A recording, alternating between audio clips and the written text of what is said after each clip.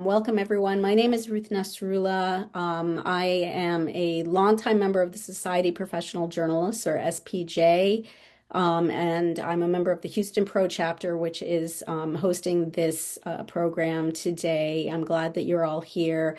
I served as president of the chapter for many years, and I'm currently in my second term as treasurer. I was also just in terms of SPJ, elected to be the coordinator of Region 8, which is all of Texas and Oklahoma. So I'm looking forward to meeting my fellow journalists in those two states as well as elsewhere.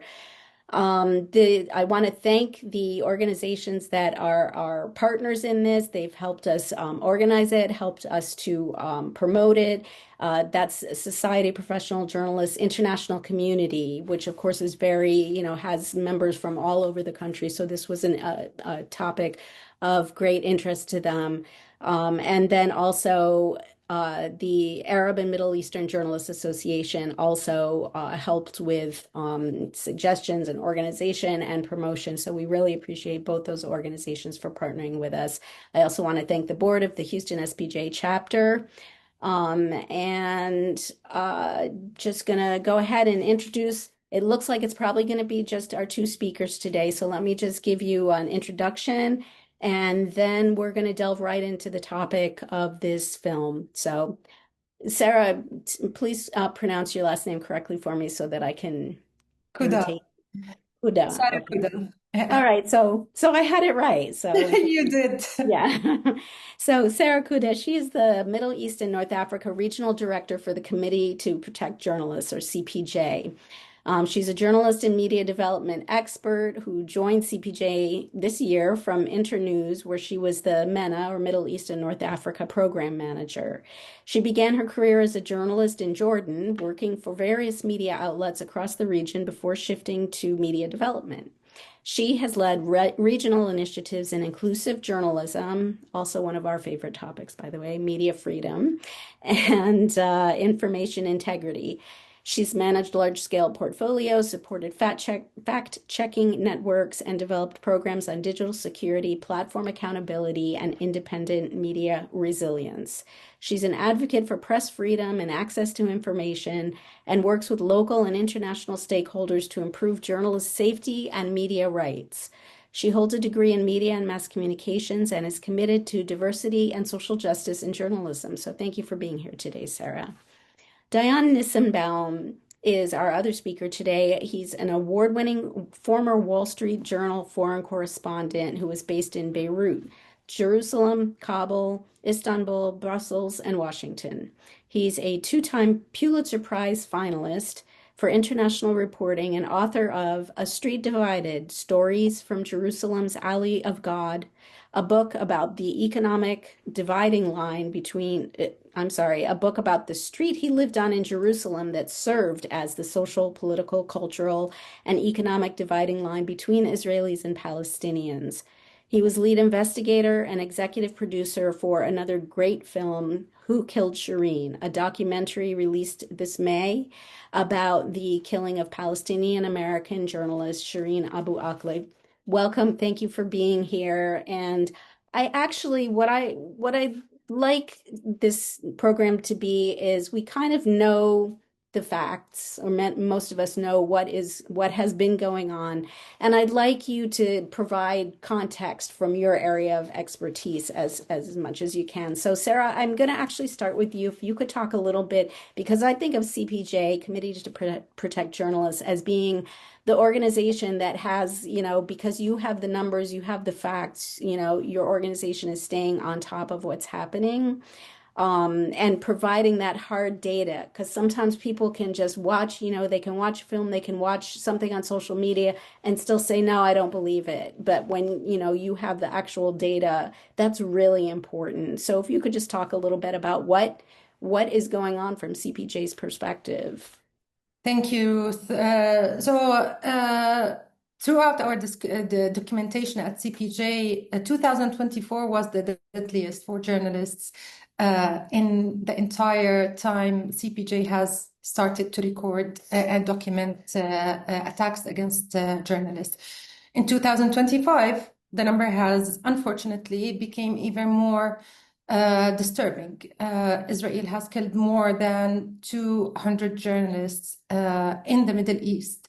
198 journalists were killed alone in Gaza. This is not speaking about injured journalists, arrested journalists, and media organizations that was destroyed.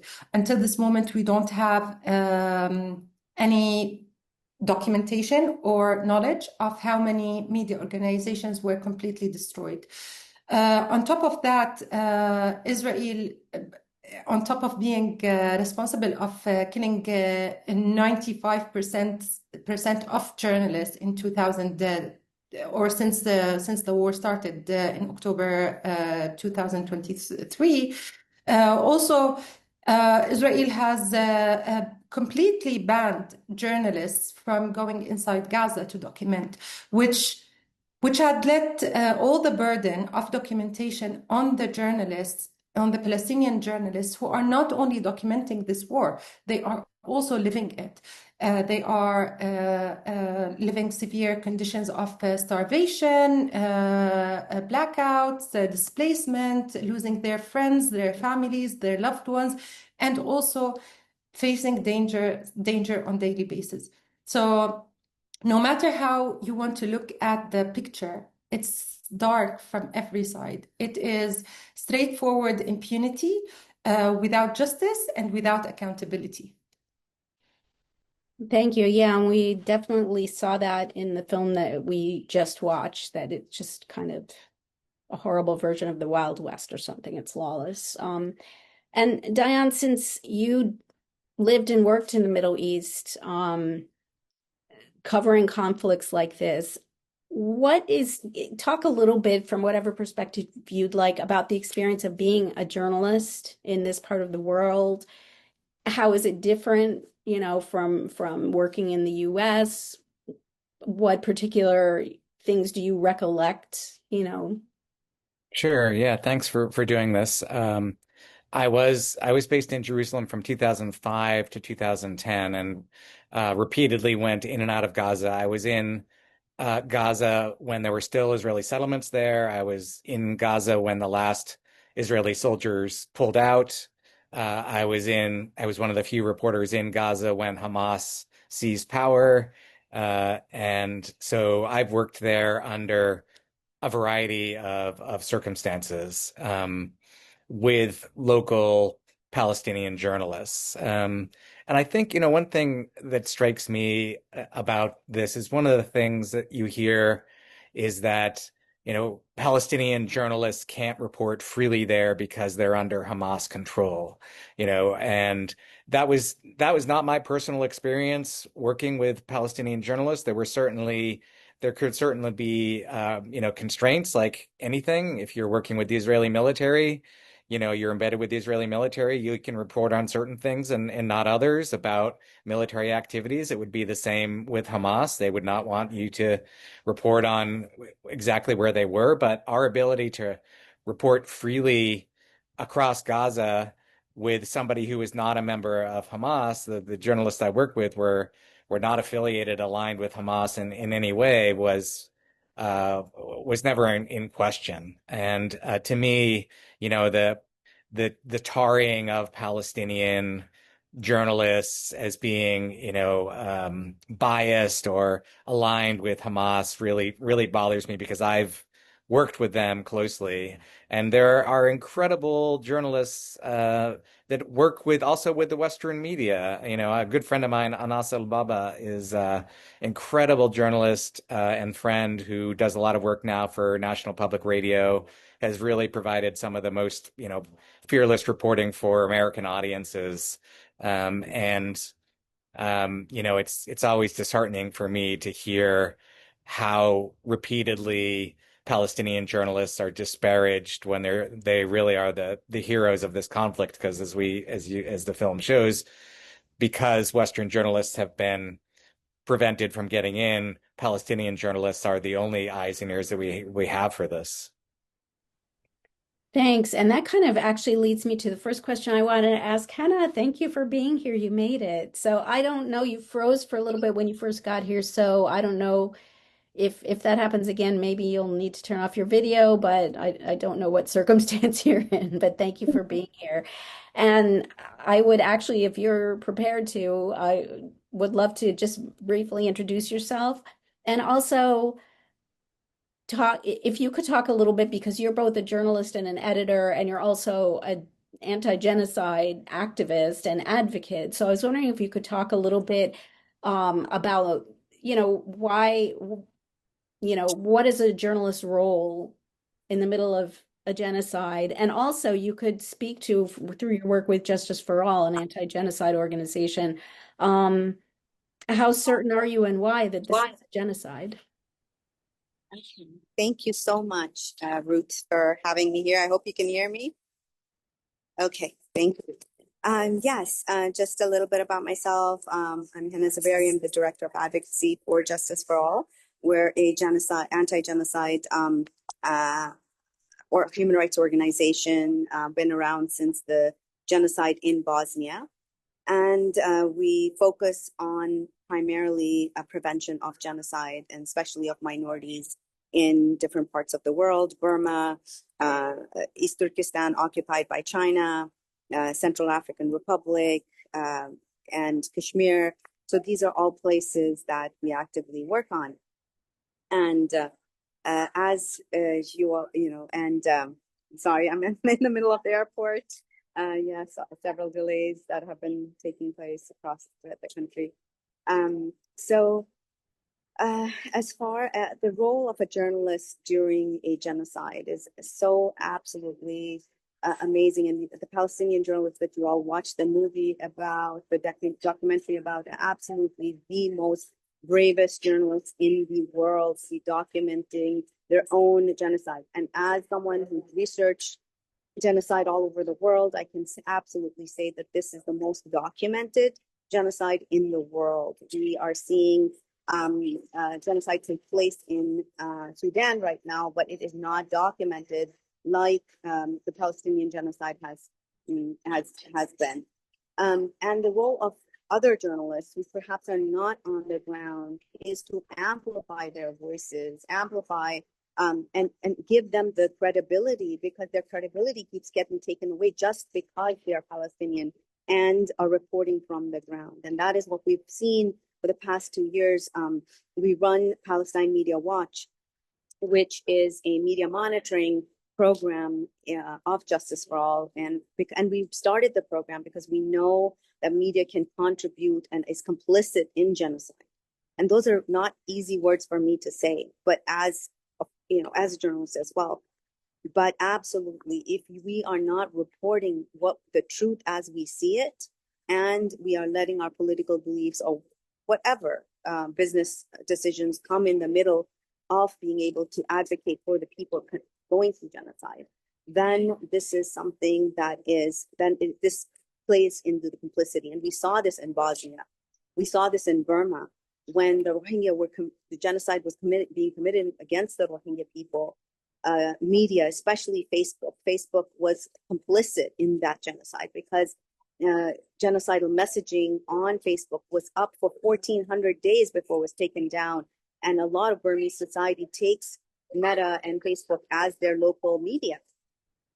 Here too, we saw in the beginning the babies being beheaded. We saw that over and over, and without any verification, that story was plastered all over mainstream media in Western countries, and built up the case that led up to this genocide. And when I use the word genocide, I use it as a legal term.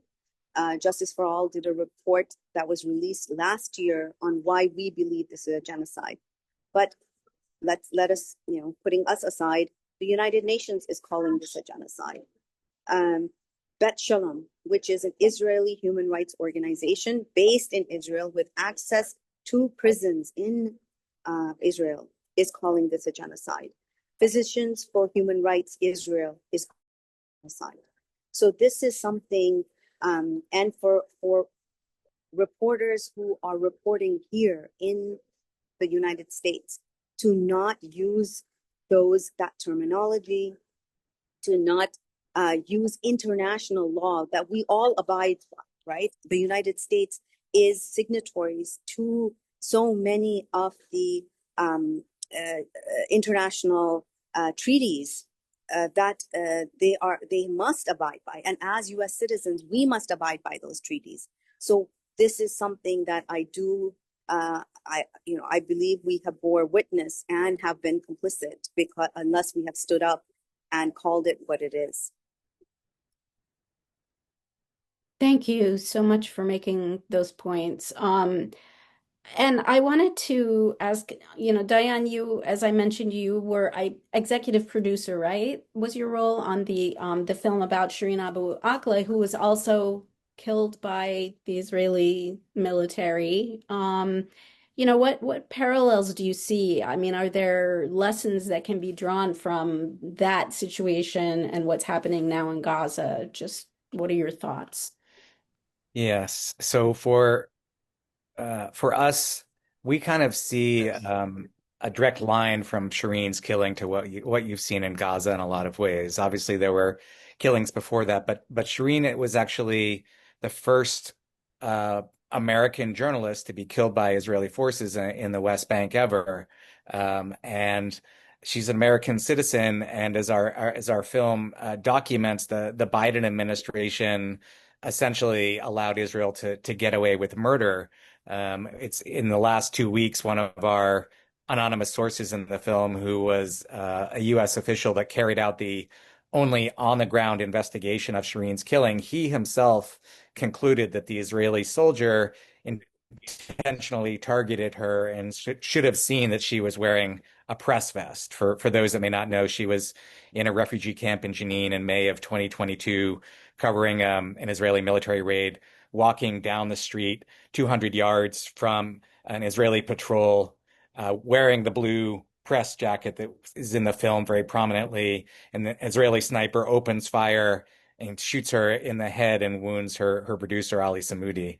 And everybody we talked to said that it was an unjustified killing. This American colonel who carried out the investigation thought this soldier could have been prosecuted for manslaughter. He himself was actually killed in Jenin a year later by a roadside bomb.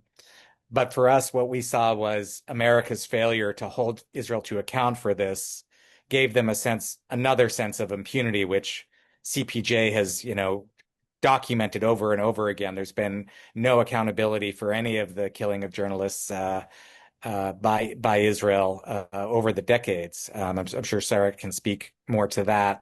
But for us, the fact that America wasn't willing to stand up for an American journalist killed by Israel sort of gave Israel a sense of an even greater sense of impunity, that they could kill hundreds of Palestinian journalists without any repercussions. And sadly, as we can talk about more, the journalist community by and large has also not spoken up as strongly as I believe it should have for our colleagues in Gaza.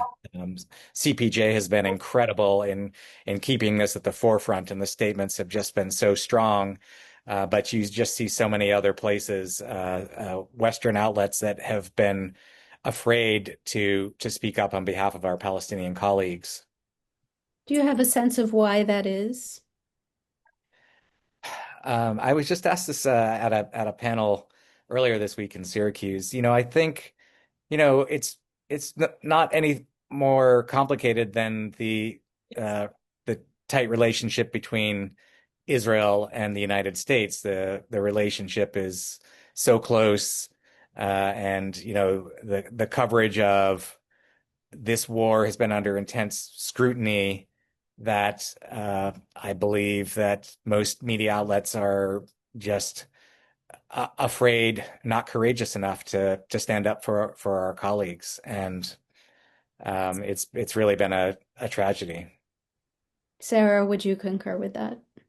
Yes, I would also add to it. For me personally, I would see that it's proven now that power and politics are more, power dynamics and politics are more important than lives. And this is what is leading to killing journalists, targeting them, smearing them, killing them and admitting that you killed them with zero accountability. It's just like Dion said, and it's my favorite term, to be honest, running away with murder, getting away with murder. This is 101 how to get away with murder. And to be honest, Shireen Abu Aqle, we did produce, as Dion said, it has been one of our most important cases, not because Shireen Abu Aqle was an American Palestinian journalist, because first of all, it was one of the first, if not the first, targeted killing that was documented. There was footages, videos. It showed clearly that she was targeted and killed. She was clearly wearing her vest. There was a sniper killing her. So you see that. Second of all, she is an American citizen. And if that was not also, if that was not enough to bring justice to Shireen Abu Aqle's killing and to her family, what is enough?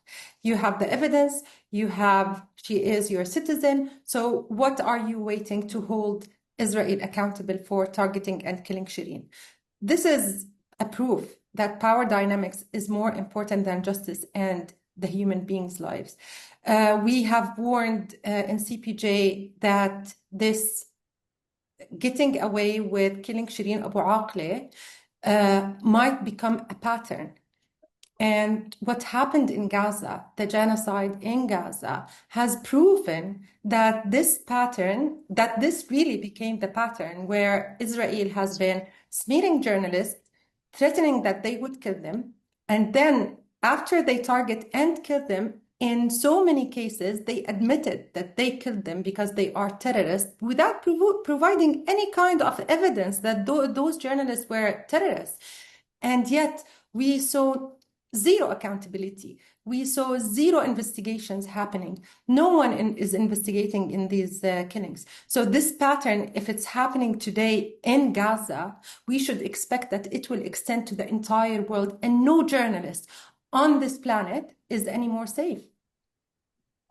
Thank you. And we have a couple of questions. Well, we actually have a comment from Brother Najim. Says, he adds to what you've both said, all politicians in Washington are afraid to speak against Israel out of fear of losing their positions due to the lobbyists that will fund their opponents in their next re-election bid. Any thoughts on that? That you'd want to share? It's an interesting time, certainly. There is a bit of a tide that's turning in America. We are seeing. I'm assuming he's referring to AIPAC here and its influence, and we are actually seeing a bit of a turn away where more and more Democrats are openly refusing to take money from AIPAC, and I do think that the protest movement around the world did have an impact in changing opinion, which honestly, the cynical journalist in me is quite surprised to see happen. That we went for so long where it was impossible to criticize Israel or accuse them of carrying out war crimes in Gaza, or even say that there was genocide, and suddenly there was almost kind of this shift. I would love someone to trace this to see when that happened, but there was really some moment when everything just shifted, and it became all these celebrities started coming out to say openly, this is a genocide that we have to stop, and then it became a snowball effect, and it was remarkable to see that. So if there's any kind of I don't want to say silver lining to this, but I do see that public opinion has changed and is still changing, and the sense of politicians being afraid to speak out of this, I think, is not the same as it was even a year ago. Thank you. And we do have another question, which is, we as U.S. I think it's, what can we as U.S. citizens do to protect journalists in Gaza, West Bank, and the occupied Palestinian territories? Anybody got an answer to that? What can we do? I'm not an American. I'm not a U.S.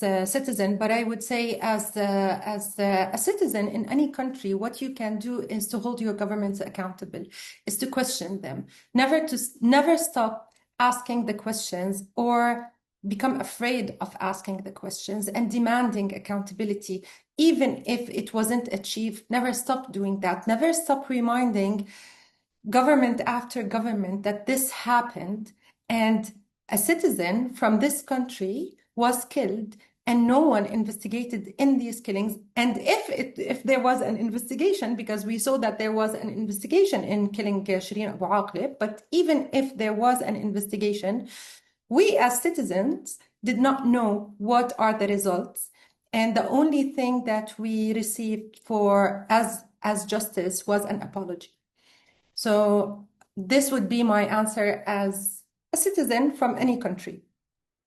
And Hena, I'm going to you as the director of advocacy.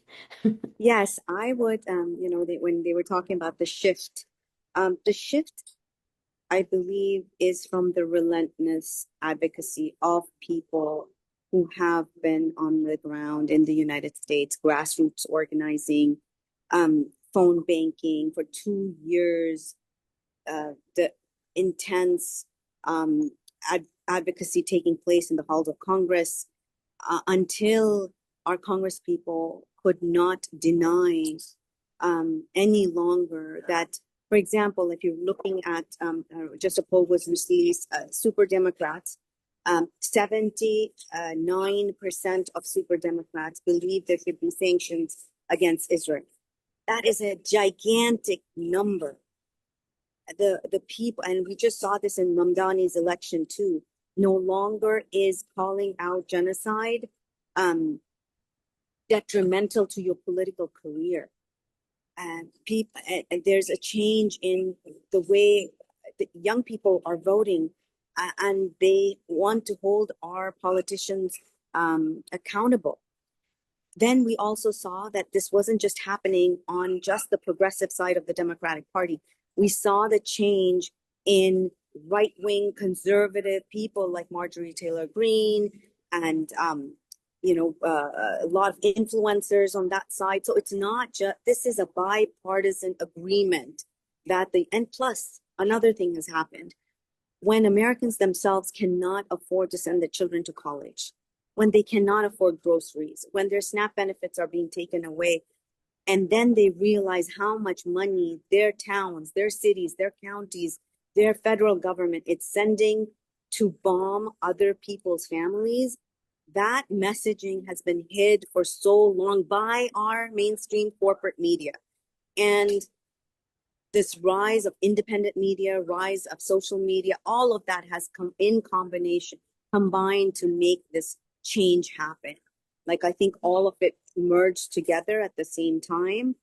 And especially with the killing of several of the journalists, as the ceasefire the work was going on, what happened, the bombing of Qatar, like, these are allies now. Like, you are bombing a city that where the United States is holding peace talks.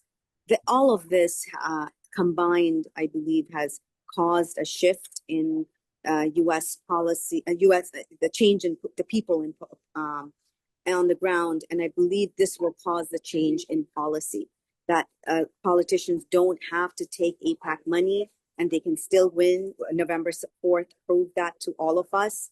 And I do believe our journalists, need to get with it. And, I know there's several amazing journalists. We've talked to them, we engage with them, who want to report the truth, but they have editorial policies in place and editors where they will submit stories, and their stories get edited and the headlines get edited. So this change has to be reflected in our newsrooms as well. So let me ask then the journalists on the panel, is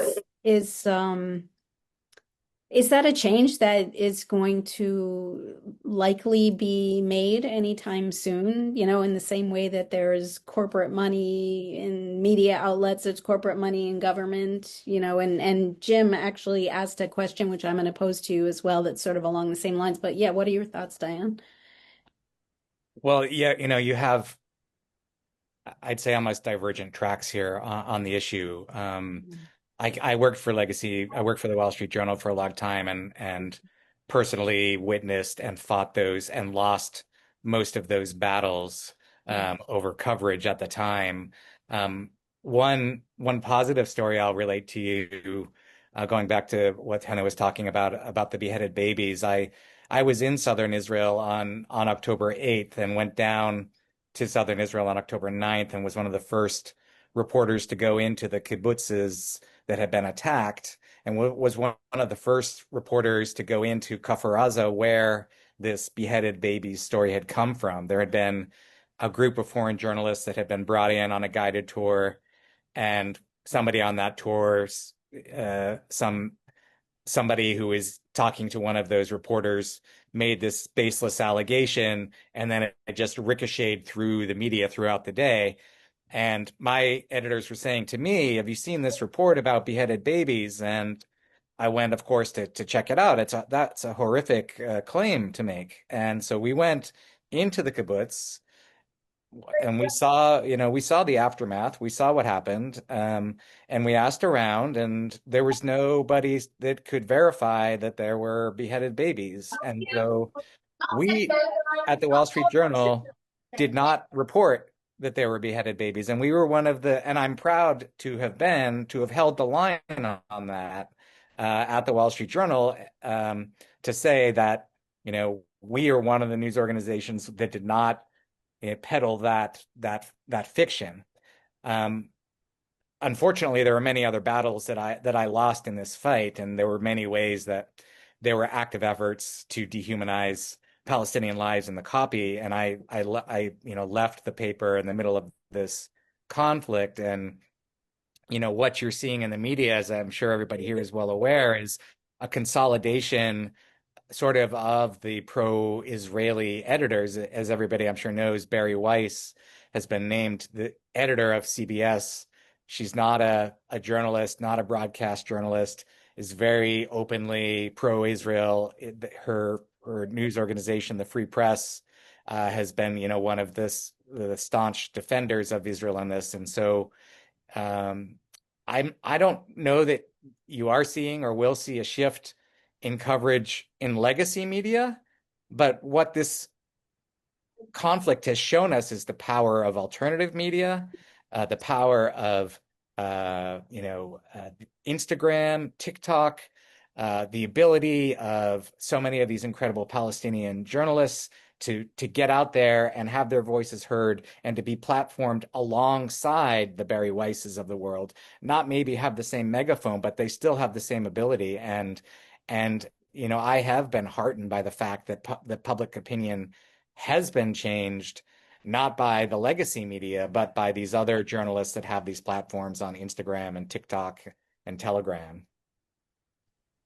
Yeah, have been persistently bothered by, I think it's the New York Times. I don't know if other outlets do it, but when they quote figures from the Hamas health ministry, and it always, this many people have been killed according to the right Hamas health ministry, right? And it which does not distinguish between combat. And I'm like, and I think they may have stopped doing it, but things like that to me is like a really, yeah, I think you need to mute yourself, Hannah. Yeah, Thank you.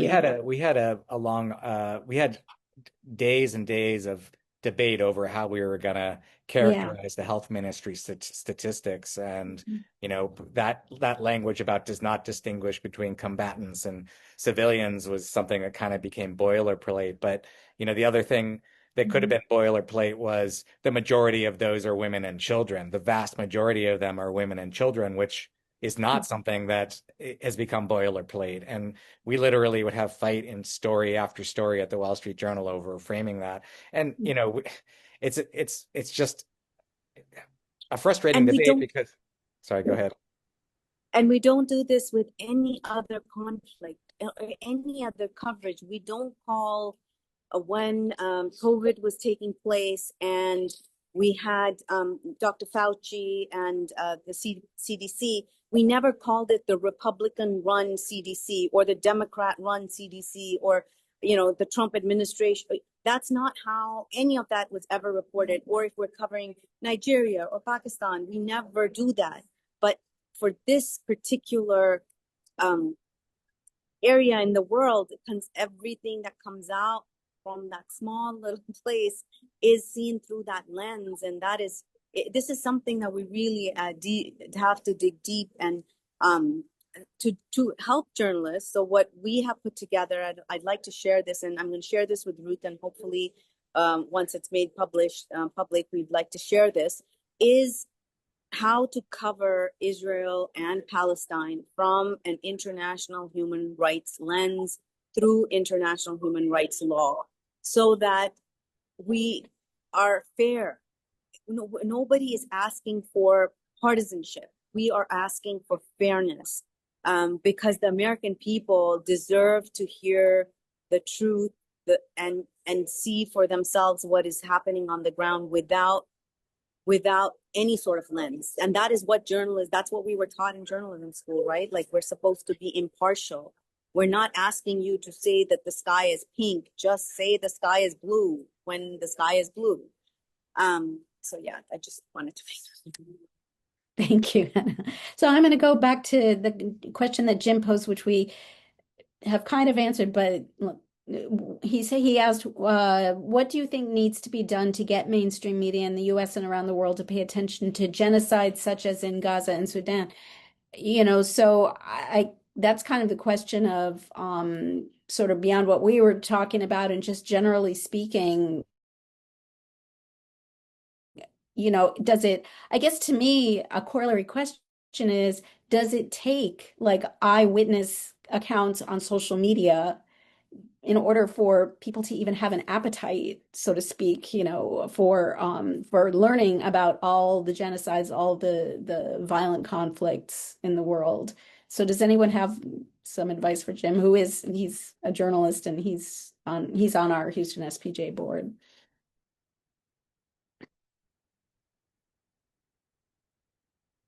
What are we? I don't know if it's a question that I would kind of think that it's not so much that we're not hearing about, for example, this genocide in Sudan, but are we hearing in the same way we've been talking about the Gaza genocide? Are we hearing the truth? Are we hearing that the sky is pink, to use, Yeah. and For me, I find this, we are in this interesting age right now where legacy media's credibility is dying and it's shrinking, and you're seeing the rise of social media, and I don't think I'm representative, but my social media, has been filled in the last few weeks with these awful images coming out of Sudan of these executions, which I do think has driven some of the legacy media coverage. And so Mhm. I do think what you're saying, Ruth, that, that on the ground eyewitness does propel more coverage. I'm not in the newsrooms, but I am seeing, the New York Times has been one of the few places that has covered Sudan fairly well. They had a reporter, Declan Walsh, who's done a good amount of reporting from there. Unfortunately, Africa itself is, even less covered than Gaza. The U.S. interest in Gaza, brings more attention to what's happening there than anything in Africa. But I do feel like we are seeing um, social media and these basically citizen journalists and even these videos that get out from the soldiers themselves, um, documenting their crimes, is propelling more coverage, more mainstream coverage. But I don't know, how most people get their news these days. Like you talk to young people and they're looking at TikTok videos and Instagram. They're not reading legacy media. And I think, we're all trying to understand that shift in media Yeah. consumption and what it means, and for people being informed, and where is the appropriate forum to, to focus our attentions to get information out. Mhm. And we have a question from my good friend Afshan Jalani. She says she has a comment. She says, to Dion's comment on how public opinion has shifted, I want to say that it is because of journalists like those on the panel. Please don't stop speaking up and reporting on injustice around the world. Thank you, Afshan. And her question is, if there's one thing we can continue to do, it is to come together as a united front, all the organizations demanding accountability, all the public figures, all those who have the same objective of bringing lies and injustice to the front. What is the one thing we can all do to speak with one voice? Give us a statement that works. All right. Wait, I got one in my back pocket. I wish. Any thoughts? Sara, do you have any thoughts as someone who's I think this is the questions that we all need an answer to. I'm not sure we have one magical answer, but I think that one of the things that we need to always speak about, demand our governments, to demand UN bodies, all the international community itself, is that we need independent investigations in those killings, because this is the only way that we can stop any further killings of journalists. We need that international law is being respected and citizens, civilians are protected in all conflict and war zones, not just in Gaza, in the entire world. And journalists are citizens. No matter what they are doing, they are still citizens and should be protected. Their only weapon is their cameras, their pens. Well, we don't use pens anymore, but these are their weapons, their cameras, their laptops. In Gaza, it's the phone where they record and send out to the entire world what is happening in Gaza. They should be protected under international laws. And if this does not happen, we will never protect any journalist. So my advice is that we never stop speaking out and demanding our governments for accountability and independent investigation. Because also we see promises of investigations, and those investigations are never independent, never impartial, and we never learn about the findings of these investigations.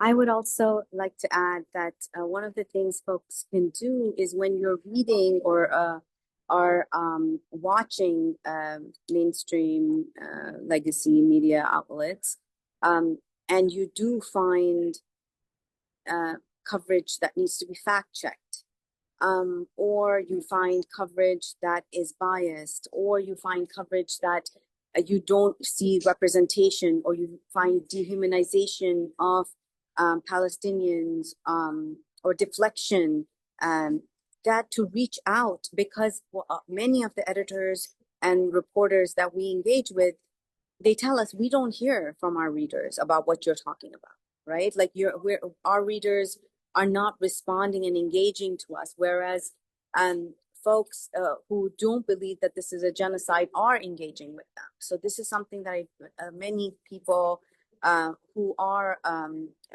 if you're a subscriber especially, you have a right and an obligation to demand fair coverage from your local channels and local media.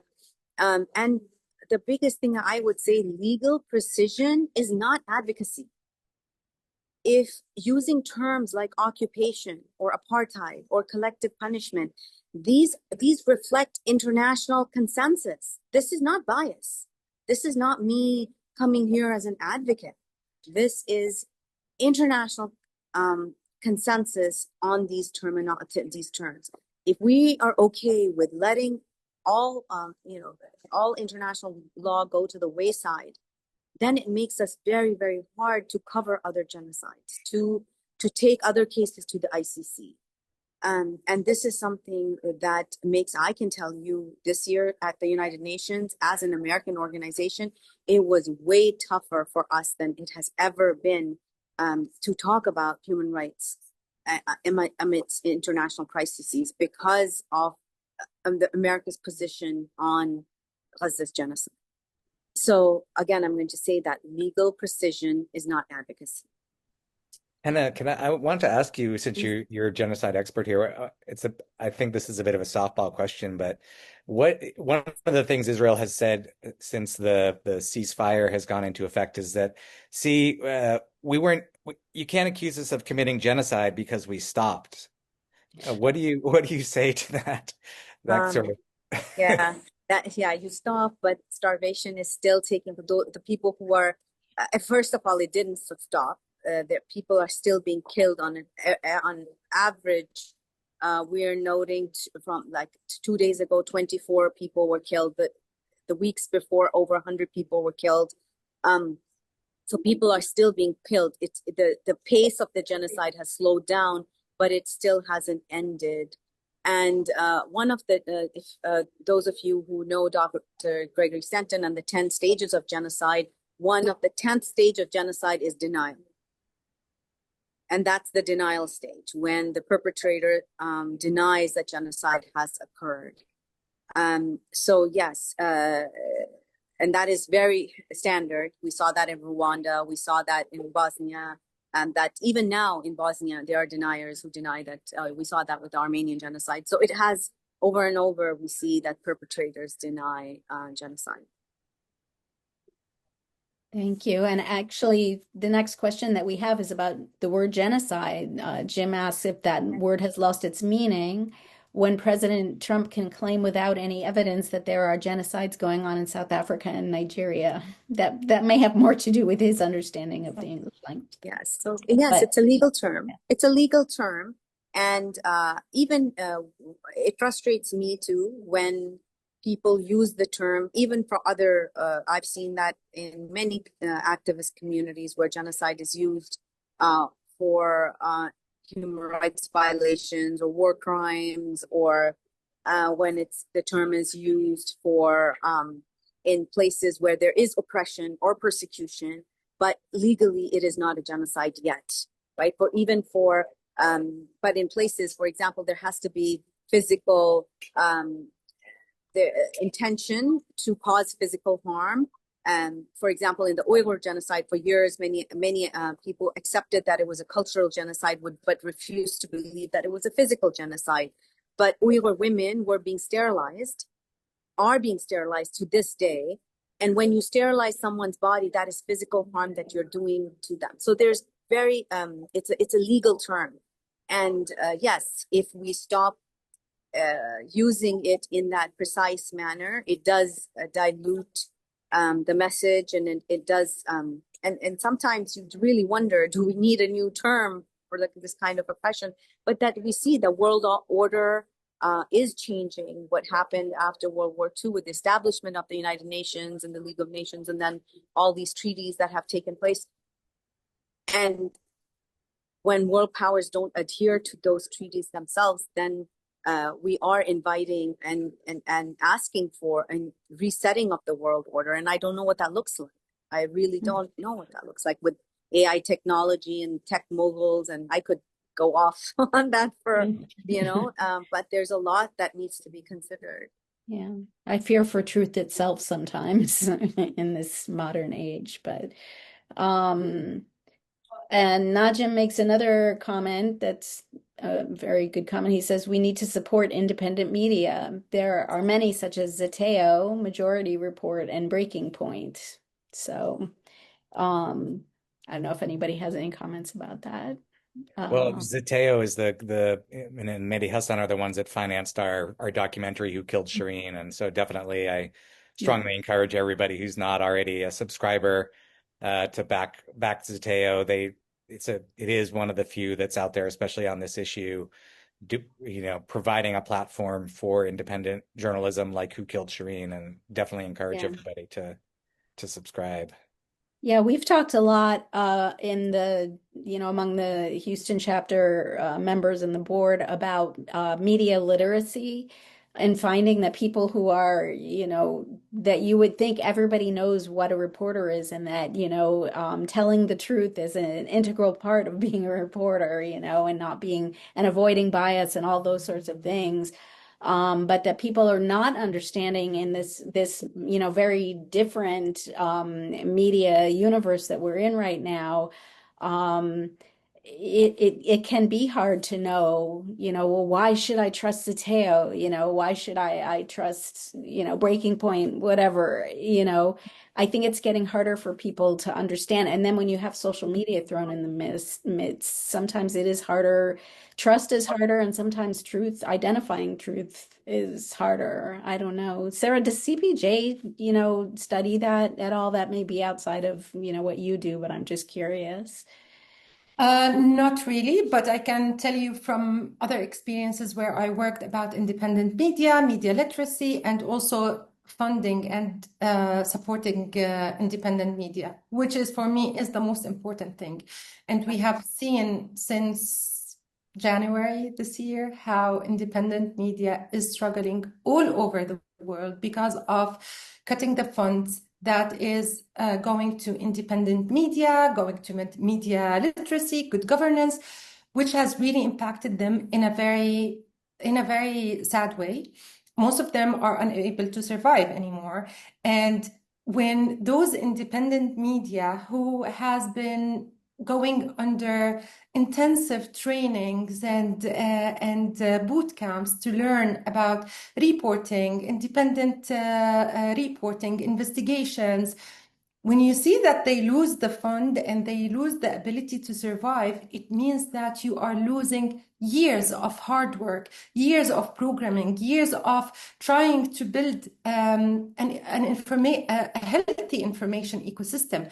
And this is very dangerous because without having a healthy information ecosystem, the information in consumers are also losing a lot because we are not only working on those who produce the information, but we are also working on those who consume the information. And this is where it becomes media literacy, training journalists and also training those who are consuming the information that is coming from the reporters and the journalists, how to analyze and think critically about the information that they are producing. And this really takes me back to Hannah's comment about about not believing anything that is being published about journalists in Gaza. Whenever I meet with international journalists and they ask me, what can we do to support our fellow colleagues in Gaza? I would always say, verify, verify, verify, fact check, and fact check again before you hit the button and publish any single word. Because at this stage, if you publish anything that is inaccurate or you are not 100% sure about it, you are complicit in killing citizens and killing civilians. If you are not sure of the propaganda and the smearing against civilian journalists in Gaza, then you are also complicit in targeting and killing them. And you don't want to be part of this. History one day will remember everything happened, and it is on us as journalists, it's on us as citizens, as information consumers. History will not forget this, and the least thing that we can do, we are unable as individuals or as journalists to stop what is happening in Gaza or in any other war. At least we need to not to contribute to what is happening. This is why information literacy is important. This is why fact-checking, verifying information is important, not only on journalists, but also those who are consuming the information.